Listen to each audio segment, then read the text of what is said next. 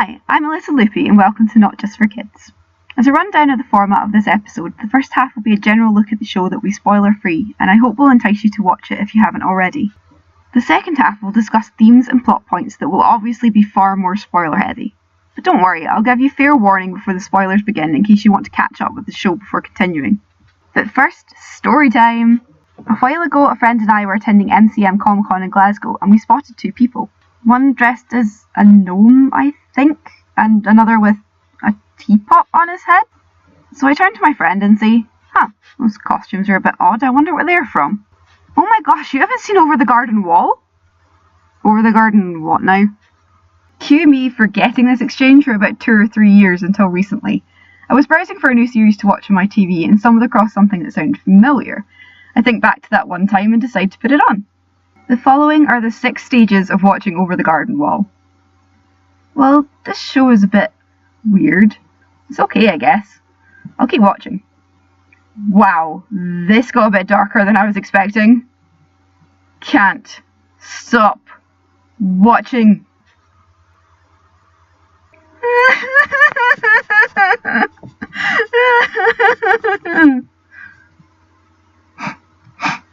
Okay. Breathe. I'm going to watch that entire thing again. Long story short, I love this series.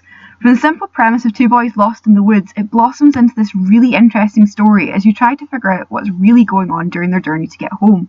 And it's all interwoven with this amazing cast of characters that are all really interesting and memorable. Here's the main characters that we'll be following throughout the show. First up, there's Wirt. He's a warrior. A worry-wort, I guess you could say. Totally the first one to make that joke. He's also always convinced that he's right, but somehow manages not to be overly annoying and is actually very endearing. He balances out our next character very nicely. His half-brother, Greg. He's a hyperactive, optimistic kid who does insanely cute things like make up his own songs and talking to everyone he meets like they're his best friend already. And that's a rock fact. He's my favourite character. You may be questioning the teapot on his head. Moving on. This cute little guy is, well, he doesn't actually have a name. Well, he does, but he's Greg's pet frog, and Greg changes his name every 5 minutes. Lastly, there's Beatrice, who's a bluebird. And, okay, look, I'm going to be honest with you guys, I don't actually like Beatrice. At first she just kind of annoyed me, but that grew into active dislike. She's just irritating. But luckily she doesn't detract from the overall amazingness of this show. Now, before I talk about the main villain of the show, I want to talk about this character, the Woodsman. He's a very interesting character who straddles the line between pro and antagonist. To say anything else would be getting into spoiler territory, so I'll talk about him more in the second half. And now we can move on to our main villain, the Beast. Kill the Beast! No, not that one. Aww. The Beast is almost always in the shadows, an omnipresent spectre that we pretty much know nothing about except for the fact that he creeps me out. Again, I'll talk about him more in the second half because his character is tied up in a lot of symbolism that I want to discuss. For now, I'll just say that his design is great and his voice actor is brilliant. Speaking of voice actors, have you seen this list? Elijah Wood, Christopher Lloyd, John Cleese, Tim Mother-frigging Curry? If I had to handpick actors from my show, this would come pretty close to my perfect list. Although I would probably figure out how to crowbar Morgan Freeman in there too. But back in topic, the soundtrack is awesome, as in it actually inspires awe in me, it's that good. It's been on repeat ever since I bought it. Big shout out to the Blasting Company for their amazing work. I only have a digital copy, but I would love to get my hands on the vinyl version. The music has this great old-timey feel to it, just like the animation. And speaking of animation, flawless segue, I love this art style. Wait, hang on a minute. This art style. It's simple but very expressive and every character is unique and distinct. There's also this really nice touch that the animation and colours change as the show progresses in a way that perfectly reflects the story. But I think what I love most about this show is that it doesn't talk down to its audience in the slightest. It's clearly meant for kids, although I would hesitate to show this to really young children because it can get a bit creepy at times. But it deals with very mature themes in a very interesting way. I'll be honest, I guessed the twist pretty early on, and anyone who's paying attention will probably get there too, but that didn't make the eventual reveal bad. In fact, it's very well done, and I didn't enjoy it any less on my second watch through. If you haven't seen it, I highly recommend watching it, especially before you watch the next part of this video. Heck, even if you have seen it, watch it again. The show is very easy to binge as the episodes are only 10 minutes long, hence why I was able to watch the entire 10 episode series twice in an afternoon.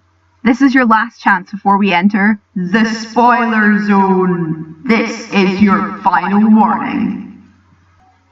Okay, so now we're all caught up, or if you just decide to watch the rest of this video without watching the show first, I'd like to discuss a theory that I haven't really seen talked about before. Now, I want to make it clear that this is just my personal theory and it could be completely wrong, but hear me out. So, we know that Wirt and Greg are stuck in some kind of purgatory as they're travelling through the unknown, and this is apparently happening to them while they're drowning in a pond. But here's my analysis of what happens to them at the end. I think what we see is actually a very good representation of grief. For some of us, it can root us in place, if you'll pardon the pun, and you just give up all hope. For others, you try to put it off, distracting yourself with other things and mindless tasks. If you look at it this way, it makes sense that Greg was also starting to turn into an Edelwood tree, despite the fact that his will didn't spoil, which we are told is how the beast turns you into a tree. But it also shows how we can overcome it. Wirt pulls himself out of it when he realises that his brother's in trouble and goes to save him. I think this is their way of showing us that it's love that can pull us out of the hopelessness that grief inspires. That our family and friends can help us when we're in trouble, and that our love for those that are still with us can help us overcome the loss of those that are not. And then there are those who desperately try to keep the people they've lost alive, like the woodcutter trying to keep his daughter's soul with him through the lantern. Although I don't think that they go so far as to grind up actual people in order to achieve this, as far as I'm aware. Because the woodcutter is also in purgatory, it's possible that he is a lost soul, unlike the boys who are merely there temporarily as they manage to survive their near-death experience. And the woodsman's daughter is no more alive than the woodsman himself.